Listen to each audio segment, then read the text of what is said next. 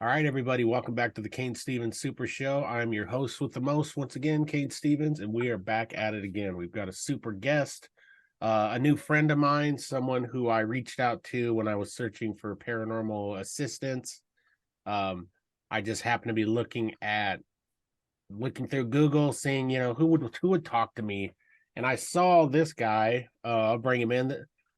Um, I saw this guy. He had claims that maybe he could help with getting rid of ghosts in people's houses, and I felt that was interesting. So I started talking to him, and I realized, what we were talking about. We weren't necessarily talking about Ghostbusters type scenario where we throw our proton packs on and all that stuff. But what my guest here does have is a wonderful mind. And well, with that being said, let's just bring in Kirk Mcmanus, everybody. Kirk, how are you doing? Hi, King. Thanks for having me today. It's a pleasure to talk to you, as always. Yeah, for sure, man. We've grown a nice friendship together. We've done some investigating together. You've kind of showed me some of the ropes on how to use some of the equipment that you would see on TV and different things. And it's been great. It's been great talking to you, man. I've had you over to the house a couple times. I really do appreciate you coming on the show. Um, One of the reasons I brought you on the show, like I said before, was I was looking up paranormal assistance in Lincoln, Nebraska, just to see what people had. And you have a website on there. And basically, you offer some different things, but what you really offer to people is a scientific look at the haunted, on ghosts. You're not just going in there ghost hunting, you're going in there and actually investigating and putting together a scientific report for people, which I felt was the coolest thing of all the people I've talked to, because it seems like everyone who's into it is just kind of into it for the fun of it. And not that it isn't fun, but please feel free to tell me, like, what is paranormal investigation for you? So the ghost hunter goes, like you said, and um, they'll go to a haunted location and they'll collect the data, the videos, the sounds, the noises, the readings from the instruments, Mm-hmm. and they'll post their results on social media, and they'll do, they might make money off it or share it as entertainment. And my perspective of the paranormal, being a person who's had two ghosts in my house, was that um, it's difficult to investigate someone's house if they have children or not. And the paranormal entity is violent and they're harming the children or the pets, or they're pushing the kids down the stairs, or they're breaking glass, and the entity is harmful. Mm-hmm. And so at that point, the ghost hunter can't just show up at the house and say, "Yep, you have a ghost," and then leave, and then kind of leave the customer hanging to protect the family. So a ghost hunter collects the paranormal data.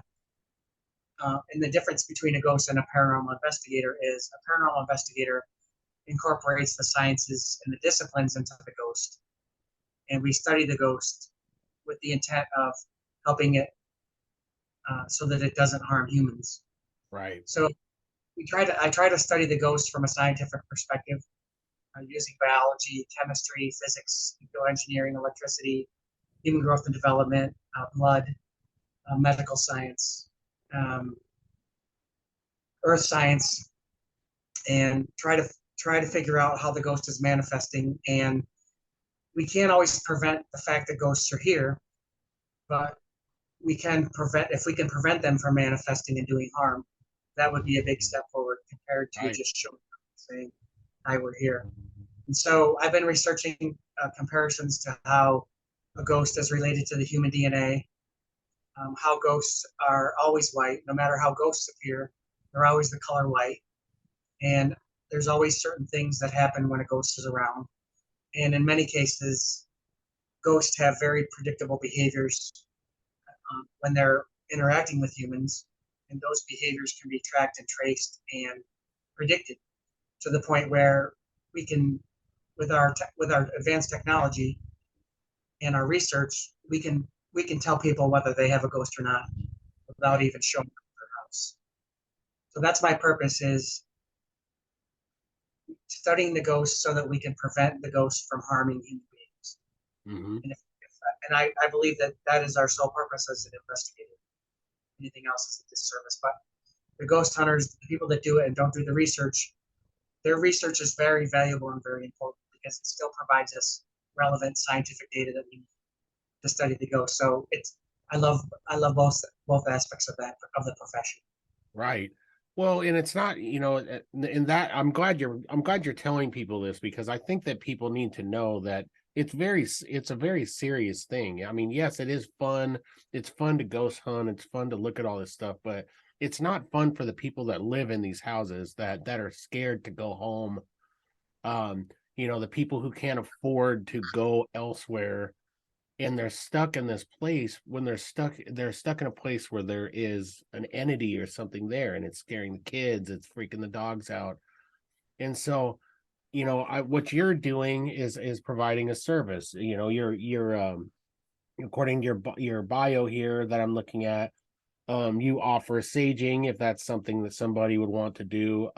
But you do a full, from talking to you, you do a full setup for them. I mean, you do a pre-site, look into it before you go. You do an investigation, you do a report, you do all the research that's involved that most people are not doing.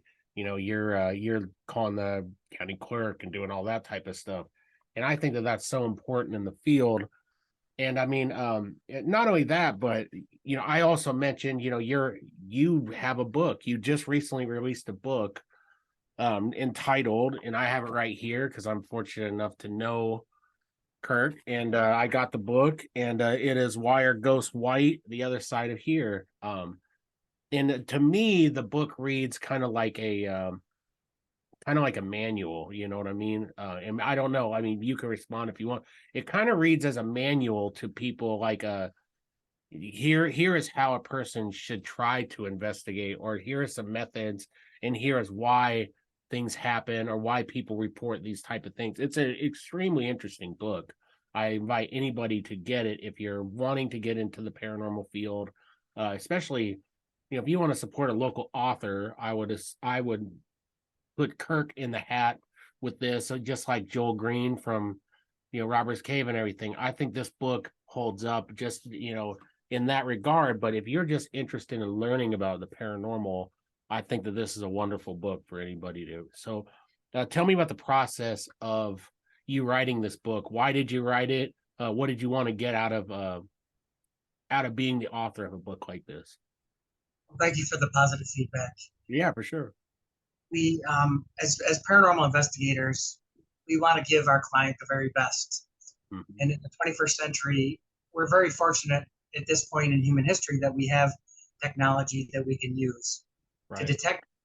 And where we still need a lot of work, and where we're going to progress to, is most paranormal investigators and ghost hunters we can detect a ghost, but we can't remove it. So what we have to do in the paranormal profession is we have to tell the customer or the client, you're experiencing something that's paranormal, but we've done the research, and what you're experiencing is a known phenomenon that occurs naturally in nature, Hmm. or your experience is medical, and there's a medical explanation for that. For example, if a customer smells something and they think it's paranormal, there are two known medical conditions where people smell things as because of, for example, PTSD. And Right. then there are other known medical conditions where a human being might smell mashed potatoes, but they're smelling motor oil. Yep. So there's different kinds of medical conditions that can be explained and ruled out that they're not paranormal. For example, some people have, they say they're having a paranormal encounter, something's touching them in their sleep, or something's visiting them in their sleep. And we recommend that people get a sleep apnea test. And we rule out if it's sleep apnea that's causing these visions or these sleep hygiene problems. And at the end of the day, the customer doesn't want to spend $4,000 on paranormal gadgets. Right. And the customer doesn't want to spend 100 hours online researching what's going on in their house. They want a paranormal investigator to come to their house and help them provide solutions and answers. So our first role as a paranormal investigator is to provide the client with known medical conditions and known naturally occurring conditions that happen. And once we've ruled out known medical conditions and we've ruled out known conditions in nature, then we can assume that it's paranormal. And so that just gives people some assurances that they're not crazy, that they're not, they're not losing their marbles. And so the client doesn't want to spend money on the gadgets. The client doesn't want to spend hours on research. The client needs to know that they're not crazy. So we provide them scientific and technical data on natural recurring phenomenon. And we provide them medical information to explain medical reasons for what they're experiencing. And once we've ruled out medicine and known phenomenon, then we can assume it's paranormal, and then we can come up with a strategy to try to remove it. Right. I wrote the book because all of the videos and documentaries that you see on YouTube, they show the creepy videos, they show the hauntings, they show the skulls, they show the cemeteries, they show the blood and the bats and the cobwebs, but they don't show the behind the scenes stuff. They don't show what the paranormal investigator has to do before an investigation. They don't show the paranormal investigator interacting with the customer to try to solve their paranormal problems, like removing the entity. The documentaries don't show the struggles that a parent might have when their kid goes to school and tells the teacher that their ghost is abusing them, bruising them, causing scratches, and then the school calls the parents at home, and then the parents have to tell the school that they're not beating their children. It's actually a paranormal entity in the house that's causing harm, and they're trying to figure it out. And that's why I believe that giving the customer a notarized financial paranormal investigation report is so critical, because then they can go to school and they can explain to the school counselor and the school nurse why the child is at school talking about ghosts, why the child has come to school nervous and scared, maybe with cuts or bruises, and the paranormal entity is doing it. And the parents don't get in trouble from the school for abusing their children when I can go and confirm that a paranormal entity is doing this. It's not the parents' fault. So right. It's critical that and I've always believed this, we have to take care of each other. The other reason I wrote the book is a lot of times people come to the paranormal investigator as a last resort. They try to figure things out. Sometimes a paranormal entity can cause friction between a married couple or family members on what to do, what it is, what it isn't. And so they'll call the paranormal investigator as a last resort, or they'll call the Catholic Church as a last resort. And it's very difficult to get help from the Catholic Church for paranormal encounters. They do expect the Catholic Church expects people to get mental health evaluations and comply with certain rules of the church before the church will undertake a paranormal investigation or a paranormal entity removal. So at the end of the day, a paranormal investigator is kind of like a firefighter. Someone calls a paranormal investigator or someone calls the fire department. And the paranormal investigator shows up at the client's house. We bring our gadgets, we bring our technology, we bring our tools, we bring our techniques. When they call the fire department comes with the fire trucks and their equipment and their trained people. And the fire department tries to put the fire out. The paranormal investigator does the same thing. We bring our technology and our tools and our resources and our information to the client's house, and we help them solve their problem, just like the fire department puts the fire out. So we try to use science and technology and known scientific phenomenon and medical phenomenon to explain what's going on. And we try to give the customer free solutions. Nobody has money to spend on $4,000 worth of paranormal gadgets. Nobody wants to hire a medium or a psychic that they're not sure if that medium or psychic is even reliable or not. So we try to give the client free solutions that they can do for free to try to remove the paranormal entity.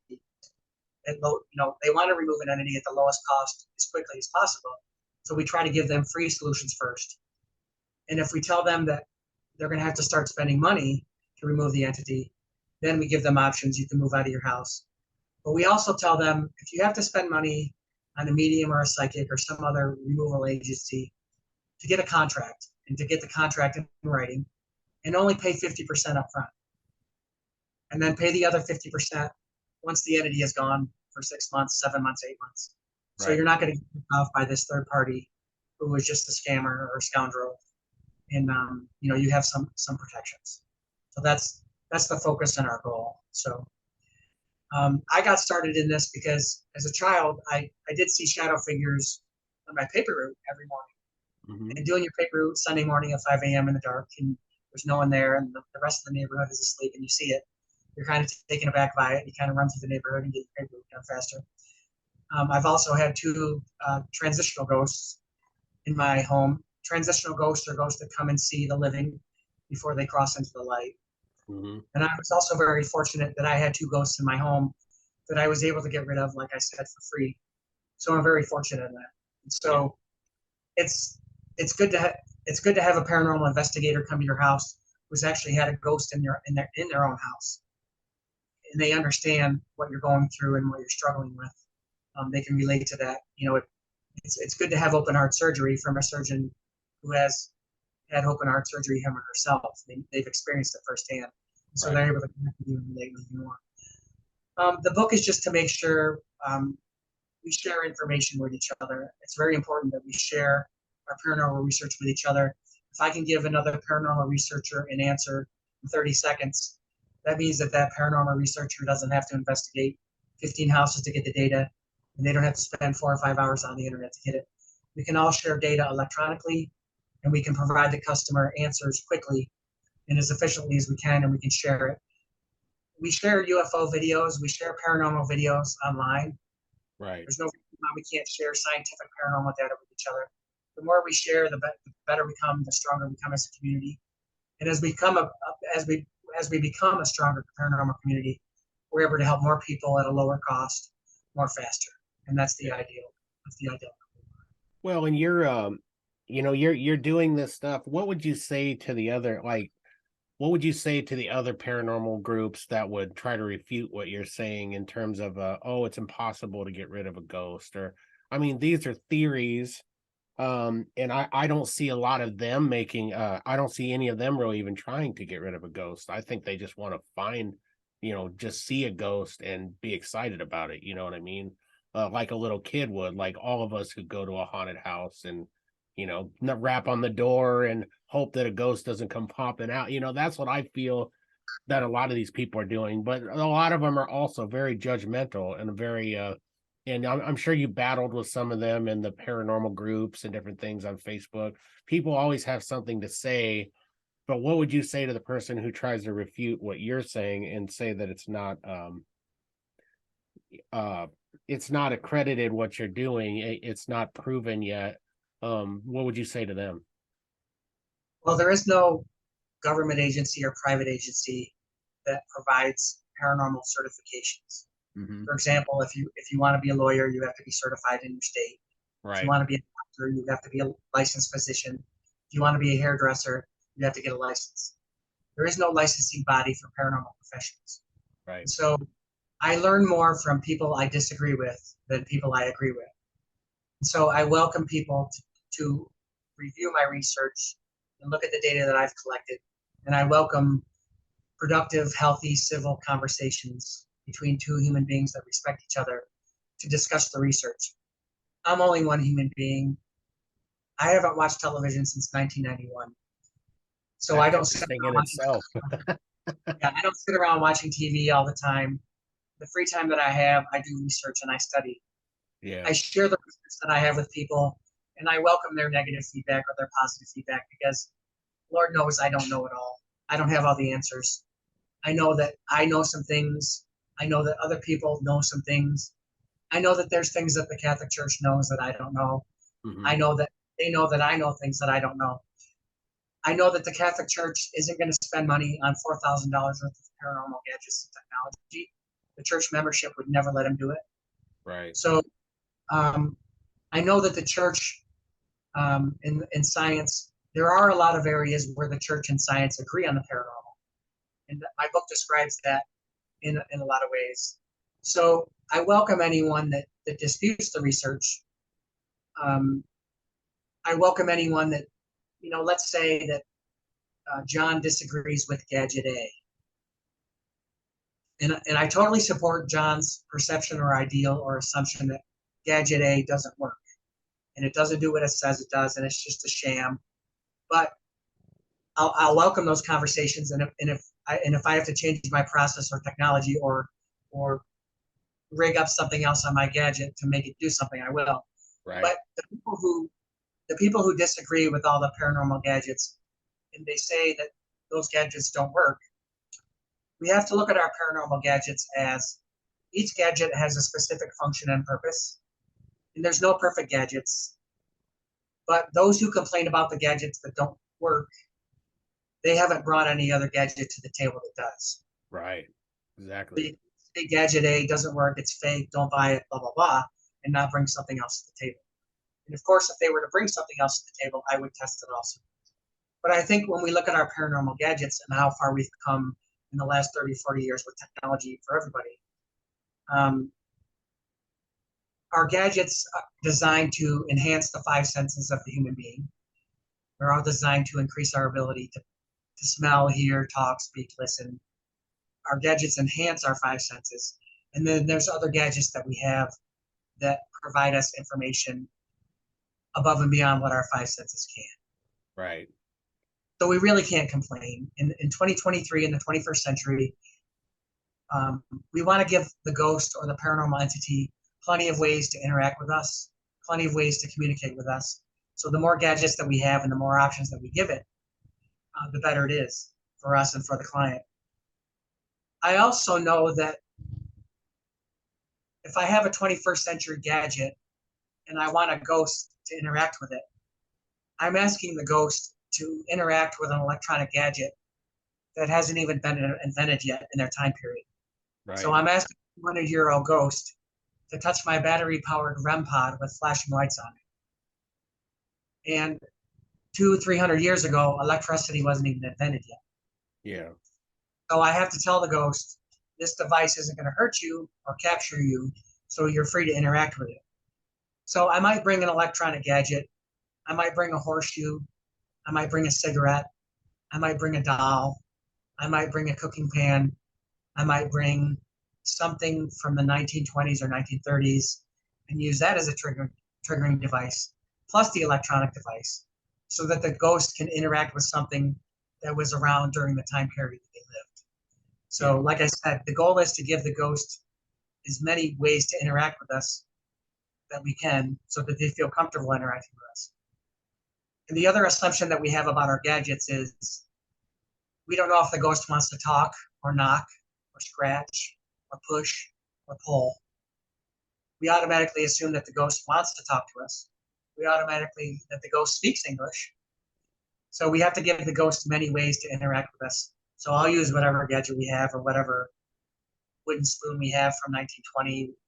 I'll use whatever gadget we can to get them to interact. And the point of us getting the ghost to interact is not to just get them to interact.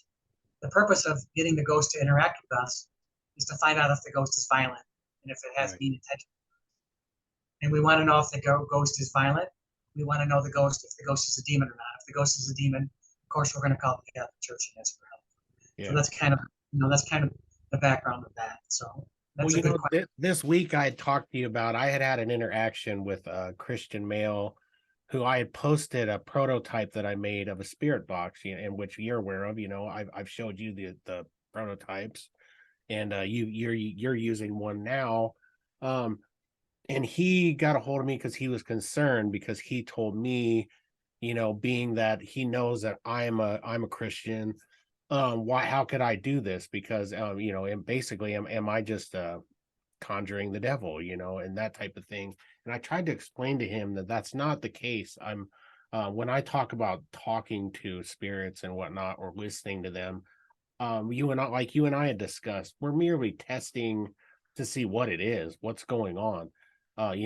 Chances are you may get nothing at all, but if you are communicating with something, you do want to, for scientific purposes, ask it questions or answer what you think they're saying. But what would you say to the person who, like this, and I really do respect this guy's opinion, what would you say to them when they think that they're all ghosts are demons, all ghosts are angels?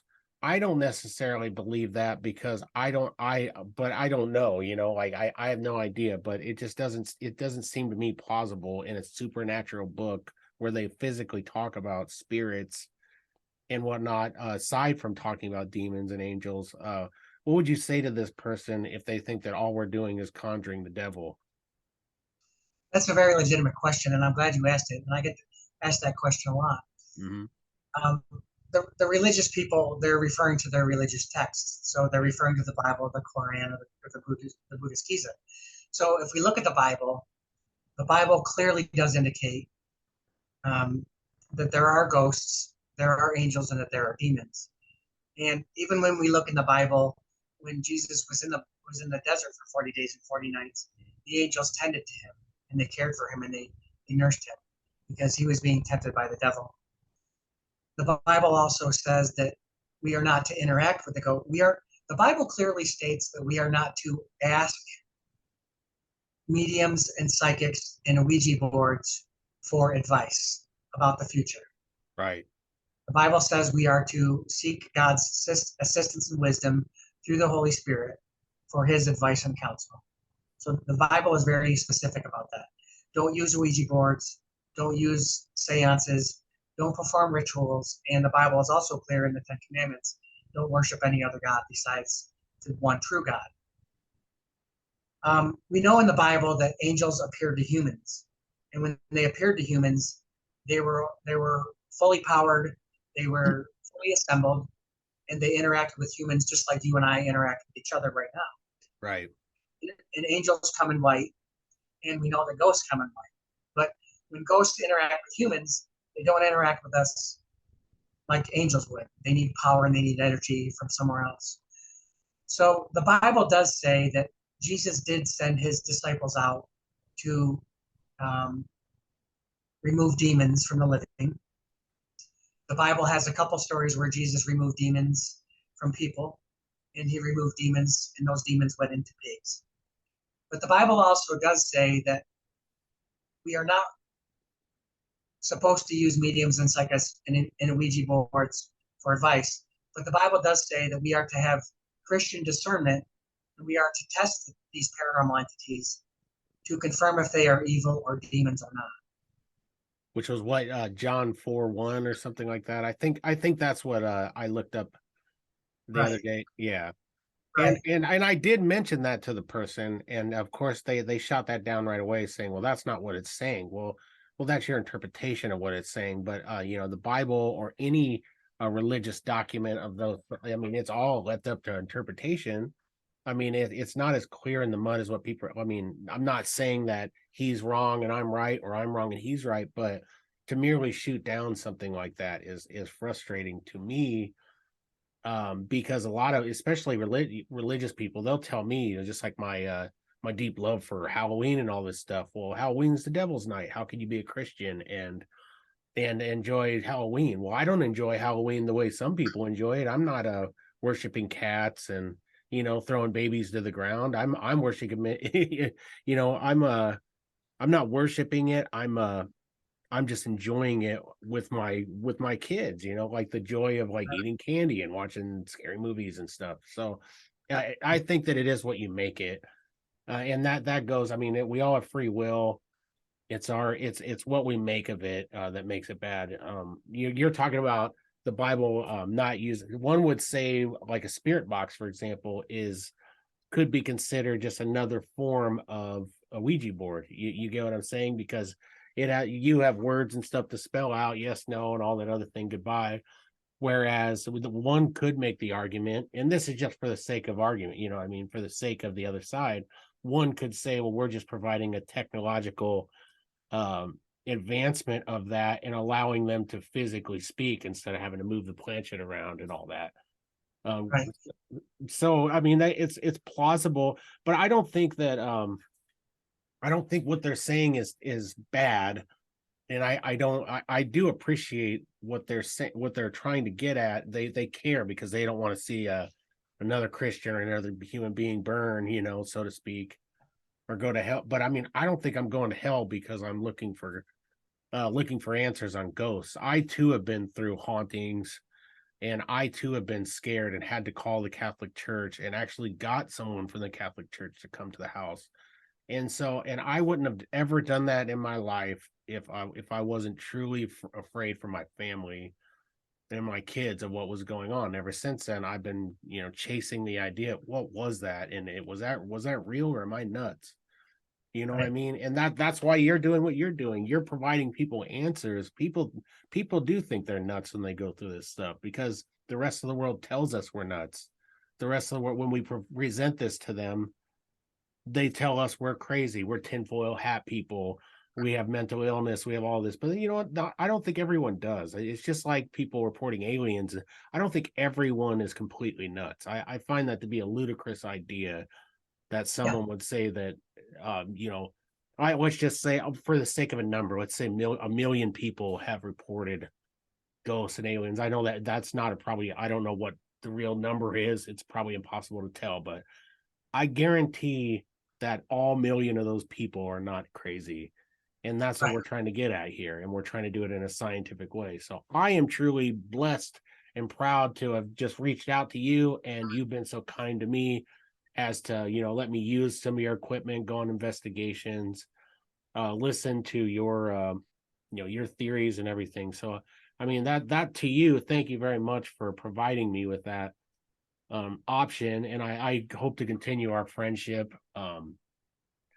But yeah, it's just, to me, the people who are out there, they instantly want to shoot down what somebody like you or I is saying on this. So I mean, what do There's you no think short. about the religious aspect of it? I mean, we've kind of dug into it a little bit. Do you really think that demons are in every haunting, or angels are in every haunting, or do you think that there are ghosts?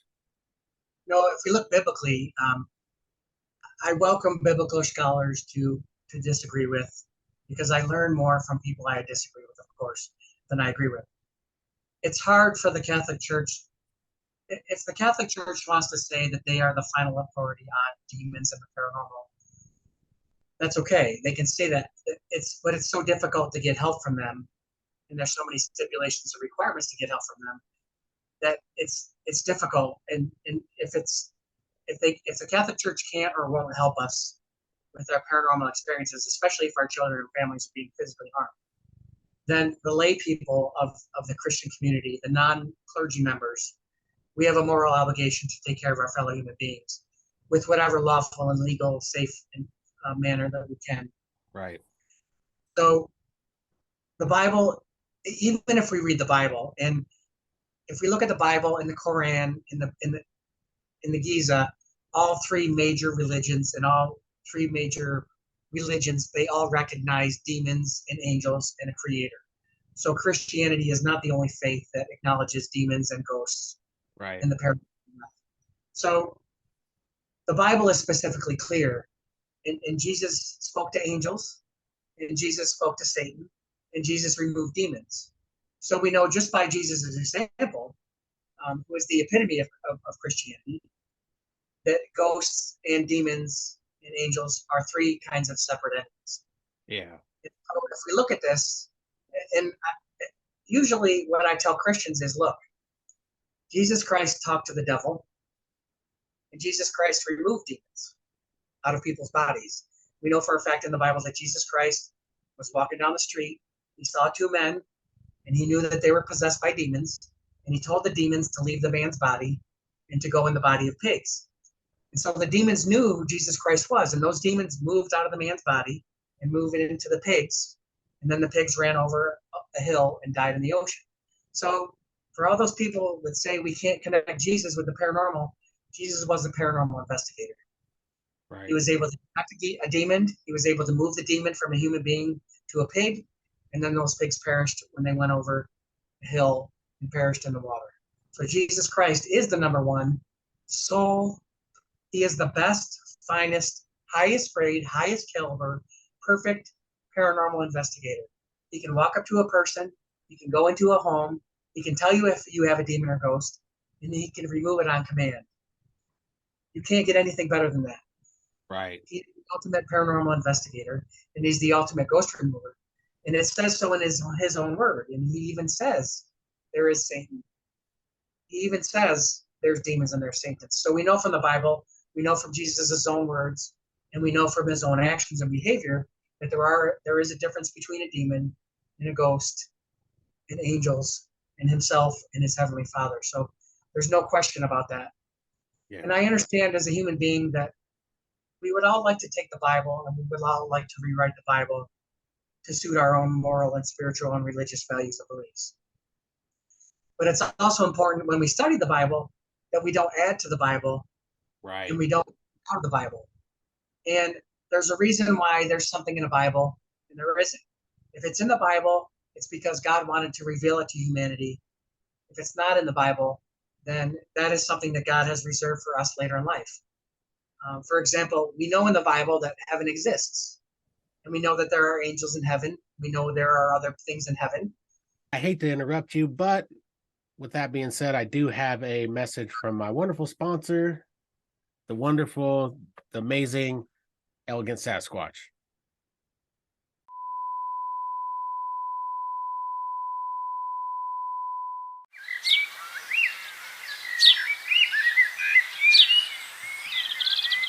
Hey there, fellow follicle enthusiasts.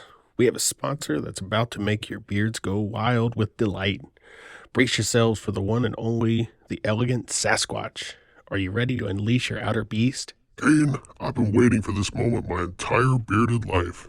But tell me, how can the Elegant Sasquatch help us awaken our inner beasts?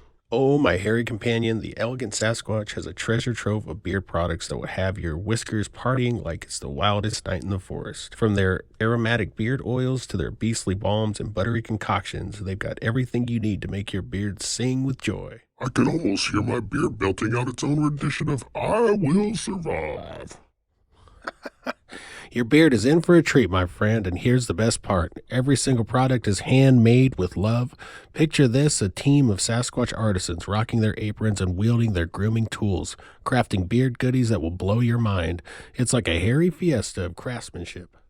I can see those Sasquatch artists dancing with their combs and trimmers like they're on a hairy stage. Absolutely. These bearded maestros pour their heart and soul into every bottle of beard oil, every tin of balm, and every tub of butter. They're like the Michelin-starred chefs of the beard world, creating culinary delights for your facial hair. My beard is salivating in anticipation. Well, get ready for your beard to do a happy dance because the Elegant Sasquatch has you covered from all angles. Their beard oils will make your whiskers as smooth as a buttery glide. Their balms will sculpt your beard into a masterpiece that would make Da Vinci jealous. Their butters will leave your beard softer than a cloud made of marshmallows, and their washes will cleanse your beard with a scent that's fresher than the waterfalls in the Rockies. My beard is ready for the bearded revolution.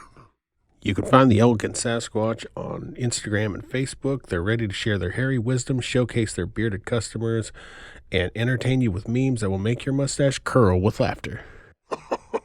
I can't wait to join the hairy community and bask in the glory of their bearded memes. So, folks, get ready to let your beards run wild. Unleash your outer beast and head over to Facebook and Instagram to find the Elegant Sasquatch. Trust me, your beard will thank you, and you'll be the envy of every bearded creature in the virtual forest. Here's to smelling like a wild creature and embracing your inner Sasquatch. Cheers to that, my fellow bearded brethren, and stay elegant with the Elegant Sasquatch.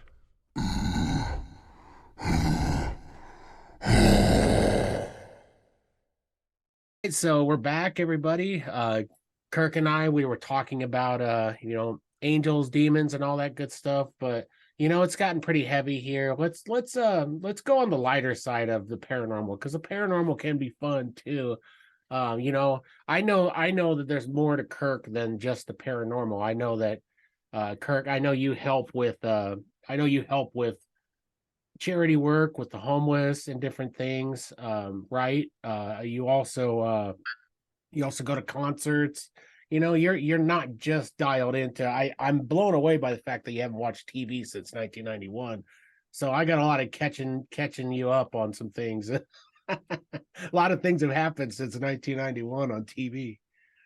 But So my puts me in a nursing home. yeah, I'll get Netflix and I'll go alphabetically and catch up. Exactly. At the very least, I want to at least give you, let you watch Game of Thrones or something sometime, and then let your mind be. To me, if I had to catch somebody up on what I consider to be the greatest show of all time, I would say Game of Thrones easily. Add that to my bucket list. Thank you. Oh yeah, I'll put you in a room and I'll tie you up with duct tape and I'll keep your eyes open. I'll make you watch it from start to finish. Perfect. Yeah. So, but you are a charitable you do help with the homeless and that sort of thing, right? I think I saw some articles when doing a search of Kirk Mcmanus on Google, and some stuff came up. Maybe you don't like to talk about that, maybe you do, but you tell me, like, what would you like to talk about in terms of any of that? Are you doing anything right now that people can help out with? All fathers are responsible for being honorable fathers to their children. Mm-hmm. My first responsibility, of course, is to be an honorable father to my daughter. Right. I only have one daughter, and it's easy to spoil your only child because you only have one. Yeah. So I don't hand my daughter everything. I want my daughter to succeed, but but sometimes I have to let her fail, and sometimes she has to learn some hard lessons. I'm not going to obviously throw her out in front of her train, but my first priority is a father. And at the end of the day, it doesn't matter what somebody says to me about the paranormal or what I did or didn't do with my life. At the end of the day, just like any father, I want my daughter to stand over my grave and say, he was an honorable father. He gave more than he took. He tried to make the world a better place than when he got here. Right. And that she was loved. That I loved her. Yeah. And that's enough for me. So we're all here for a purpose. God created us all. We all have a purpose. And it's a matter of finding our purpose and living that and not looking back. So I try to help people where I can help them. I was homeless one time. Mm-hmm. And my parents were also homeless when my father filed for bankruptcy back in the late 80s. So I understand the homeless condition. And I try to do what I can, where I can, with what I can. You don't have to be rich or famous to help the homeless. You don't have to have a foundation. You just like anything else in life, you take the gifts that God have given you and you use them to your full potential, and you put the rest in God's hands, and you do that. So, but I'm a big fan of the Lead Performing Arts Center. I'm a big fan of the Tada Theater in Lincoln, the comedy shows. Yeah. I'm a big fan of taking the other people on my paranormal team out to dinner, going to restaurants, going to shows, coming over to the house, shooting the BB gun in the backyard. I'm a regular human being like everybody else. Right. And as men, we have to stick together. We're unique people in God's creation, and as men, we have to stick with each other and prop each other up, because our wives and our children are the hardest critics on us of all the critics in the world. We have to support each other, and at the end of the day, if there's something that I can do for a human being to help them succeed, and it's lawful and legal, then by all means I'll do it. So I don't like to talk about myself. It's my moral obligation as a human being to take care of other people, to be an honorable father, to take care of my friends. Right. And giving to someone who can't give you something back says a lot about a person. Some people give and expect something in return. If you give something to somebody and they can't pay you back, that just says a lot about your character. So God has given it to me. He's given me abundance. So it's not my money. It's not my time. It's not my talent. It's not my treasure. It's his. So I have to use it. I came to this earth free. God made this earth for me, and he made me. I'm not in charge of this earth. I don't own it. I don't own anybody else on earth. Everything here is a gift from him. So I try not to look the gift giver in the mouth or take it for granted. Yeah. And don't get me wrong, I have my days. I'm Irish. I have a temper. Yeah. My bark is worse than my bite, and I'm human just like everybody else. But at the end of the day, our purpose as men is to improve. Our purpose of men is to survive and take care of our families and our children, and to help our neighbors. If we can if we can clean our bedroom, and then we clean our backyard, and we make sure our house is in order, then we can go to our neighborhoods then we can make sure the block is a better place. Then we can make sure our neighborhood is a better place. Right. The city is a better place. Then we can make sure the state is a better place. But it all starts, it all starts with what our heart is and what God puts on our heart. So I tell people, go with what God thinks he wants you to do. And if God doesn't want you to do that, he'll politely tell you that. And that's not him being mean to you. It's not seeing you as a failure. It's just God wants you to go in a different direction. You go in that direction. You just learn from it and move on. None of the world's problems or none of the world's inventions were ever solved or created sitting in front of the TV. Right. Hunger was never achieved or defeated because we sat on Facebook and we beat our keyboard to death arguing with someone on Facebook. We have to go out behind social media. We have to we can't sit on TV and social media and say the world is a horrible place. We have to shut off the TV, shut off social media, get to the community center on Sunday, get to the soup kitchen, get to church on Sunday, and we have to actively take part in making a better society. And I tell my paranormal clients all this all the time. I'll come to your house with the gadgets. I'll come to your house with my research. But at the end of the day, you have to show up for your own recovery. Right. And you and I, when you have cancer, you have to take your medicine that the doctor tells you to. You have to show up for surgery. You have to show up for that. You have to take part in your own recovery. And life is like that. And so is the paranormal. And we were talking about this the other day, and I didn't mention it, but whenever you and I talk, we always talk, and we always leave the conversation. We always have good conversations, and then the next day, there's always more that we could talk about. But we talked about this the other day. Many people who they don't get involved in the paranormal by going to college to study it. They get involved in the paranormal because they got thrown into it. But on behalf of all the Christians, many people go back to church after paranormal encounter. Many people are studying the Bible and carrying around a Bible every day when they have a paranormal experience. So again, God works in mysterious ways. I think it further enhances it for me. I can't speak for everybody, but when I see paranormal things happening, and I think to myself, man, all this stuff is true. Like I start to look at it, and for me, it enhances it. It's kind of like when I read about Ed and Lorraine Warren, and their work. I didn't know them as people, so I can't say for sure where their heart was. But, from people who have reported, knowing them and everything, it seems like their hearts were in a pretty good spot in terms of wanting to do kind of the same thing that you're doing, wanting to sought out and help people in the paranormal field, but they also had a solid base of religion or whatever. And I'm not suggesting people this is not a podcast where we're saying you have to be a Christian or you have to be this. I'm not here to condemn the people who aren't this or that, but being that both of us are Christian, we're here talking about it, and that is what helps us to be a better person.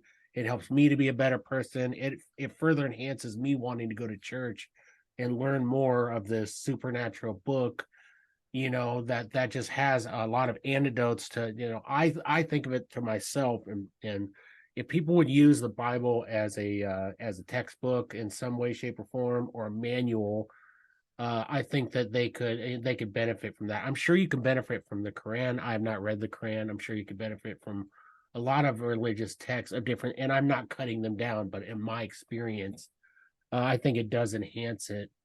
But it's not just that, Kirk. You also were a veteran in the military, correct?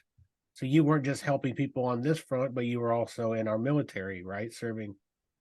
Yeah, and people say, aren't you afraid to go where ghosts are? Aren't you scared to go in these basements of these houses? Mm-hmm. And what I tell them is, look, I'm going to someone's house to investigate a ghost. Right. Those people live there. So why would I be scared to go to their house? There's people there that are already there that are scared. Right. And a veteran's job is to lay their life down for their country. And the Bible is very clear in that. In John, there is no greater love for another human being than to lay down your life for another human being. And that's what a veteran does. And that's what Jesus Christ did. So when people say, aren't you afraid to go to these places? And I say, why would I be afraid to go to a place where there's a family of six? They're already scared to death. I'm just joining them, and I'm coming up along beside them, and I'm sharing their burden and sharing their journey. And the ultimate goal, of course, if you're a Christian paranormal investigator, is to get these people back in the church, to get them in a religious community and find them a religious support structure. But and you're the same way with me. You and I don't sit around and study the paranormal all day, all of our waking day. We go fishing, we go hunting, Right. we play games, we have bonfires in our backyard. And so it's important, and this is what I tell other paranormal investigators: don't study it all the time. Don't get too wrapped up in it. Don't spend every living, breathing moment in it. Go and enjoy life. Go enjoy what life has to offer. Go enjoy your creation. And because if you spend time away from the paranormal, you appreciate life, and it gives you a different focus. And if you study the paranormal, I might study the paranormal 15, 30 minutes a day. I don't study it every day because it's so consuming and it's so dark that I have to stop. And instead of studying a ghost, I'll go listen to 5 hours of stand-up comedy on Spotify. I'll watch a funny movie. So it's just, it's like anything else in life. You want to find balance, and focus. And we're all here. I mean, I don't want to argue with the living about the dead. Yeah. I'll talk about it, but we're all going to be dead someday. We're all going to go to heaven. We're all going to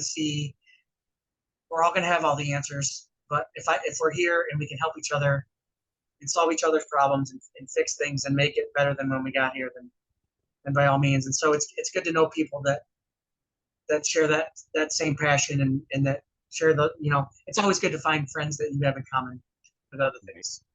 It's always good to have that. So you're right. So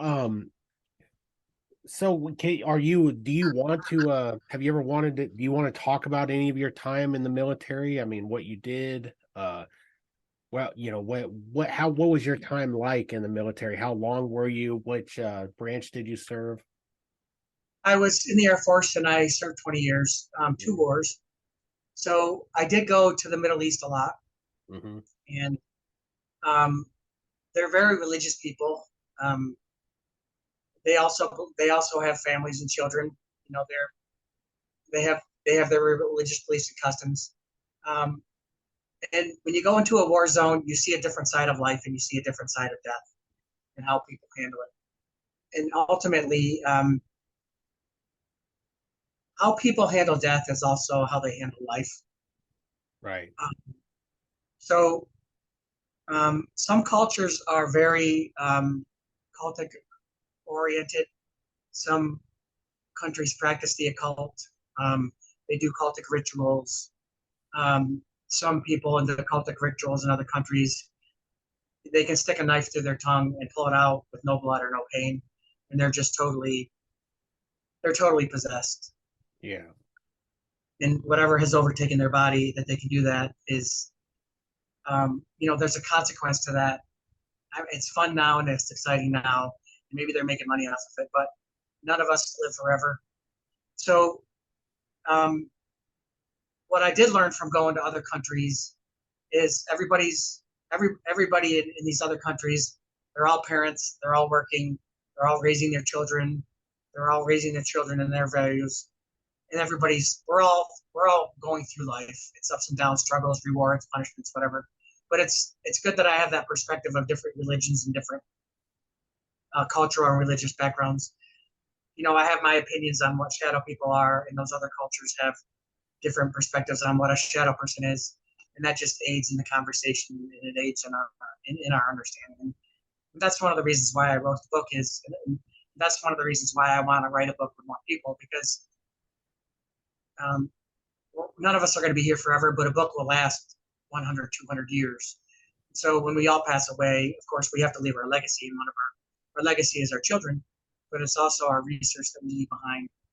And if you and I, Cain, if we write a book together about the paranormal, and we share our research and we share our stories, 200 years from now, when we're not here, we can share that research with our great grandchildren, and then they don't have to spend 17 hours on research. And they don't have to go to 300 places to get the research. We can provide it for them at their fingertips. We can provide it online, and we can shave years and years off of their research. That's our goal. We try to take care of people here, And we have to leave something behind, our legacy, and we've talked about this, our children are our legacy. And so I'm trying to write another book with you and the other people so that we can leave that behind also.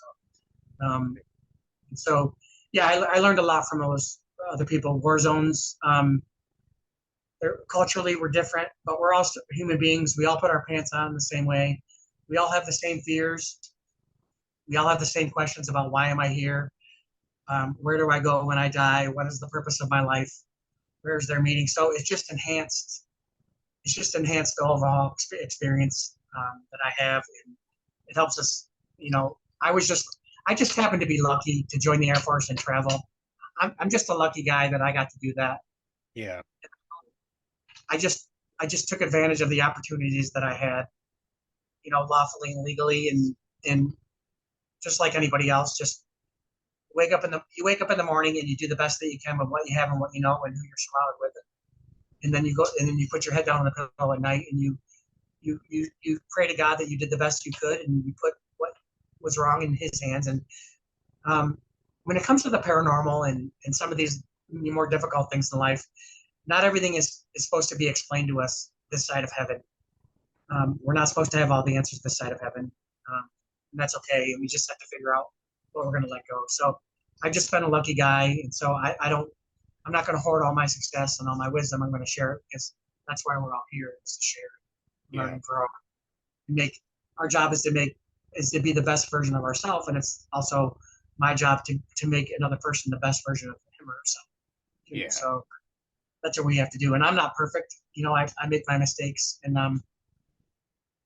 I think many of the reasons why the paranormal are here is they also have, if they have the ability to stay here. Let's say a father of 6 dies. He dies in a car accident and he leaves behind a wife and 6 children. He may decide to stay in this realm to help his wife and children because he feels guilty that he died and he's not going to be here to support them. And he may stay behind. This ghost may stay behind because he misses his wife and children.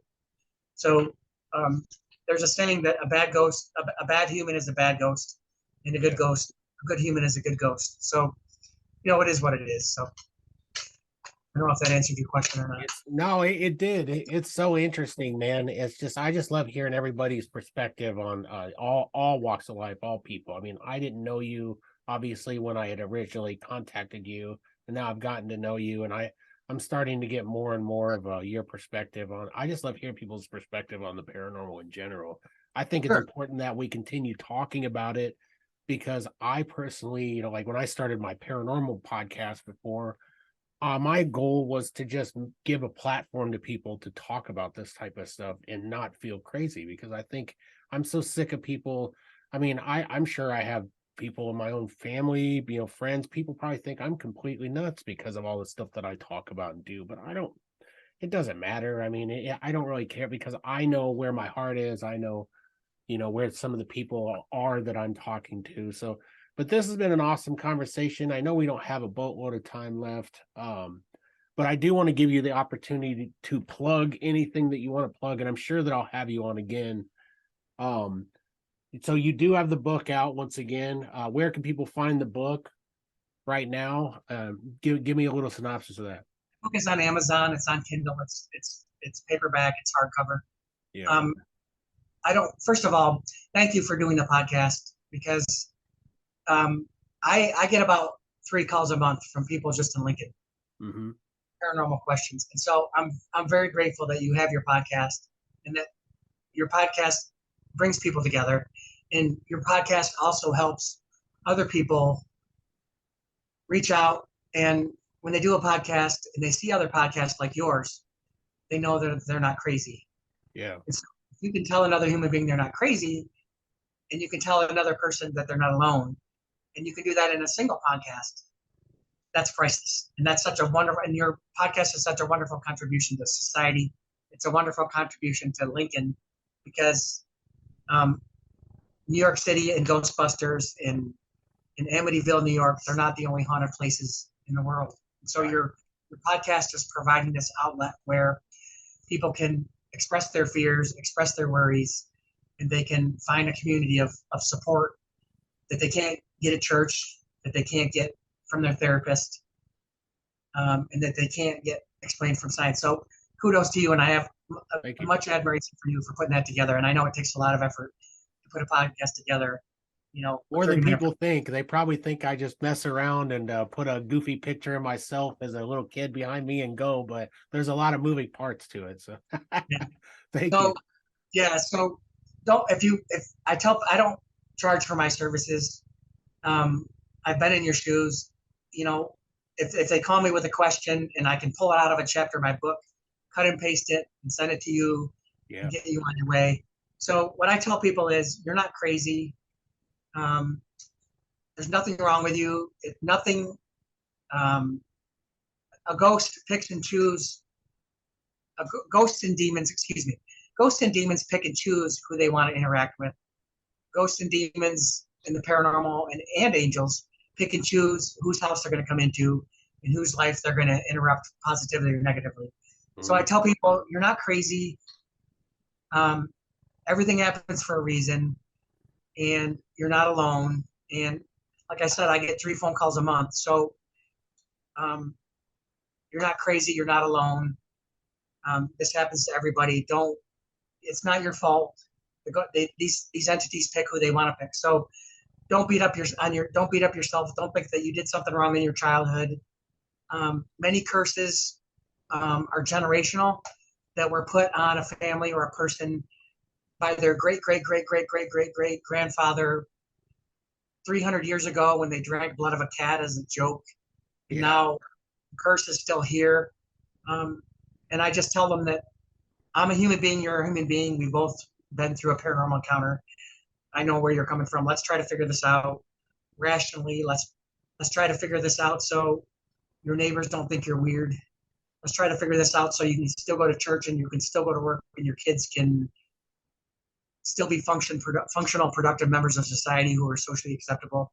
So, it's just like anything else. Give it your best shot. And I don't know who's braver, the family who is at home struggling with it, trying to figure it out, and trying to hold the family unit together and trying to hold their marriage together, or me just coming to their house and do an investigation. There's bravery everywhere. And bravery starts in the home, especially if there's a ghost there. So don't be afraid to ask stupid questions. There's no such thing as a stupid answer. And we're all here to learn and figure stuff out. We don't get an owner's manual when we come out of our mother, our mom and dad, and our community. We don't have all this stuff figured out. We go to the Bible, we go to our friends, we go to our churches, we go to science.